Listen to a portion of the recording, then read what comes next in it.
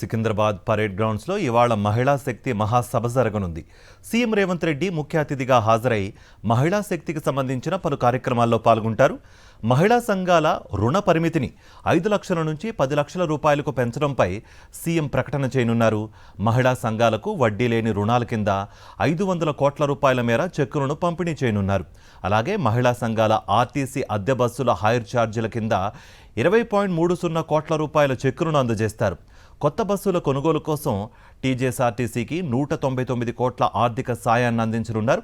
ఈ సభలో మహిళా సంఘాలు కొనుగోలు చేసి ఆర్టీసీకి అద్దెకిచ్చిన 553 బస్సులను సీఎం రేవంత్ రెడ్డి జెండా ఊపి ప్రారంభించనున్నారు.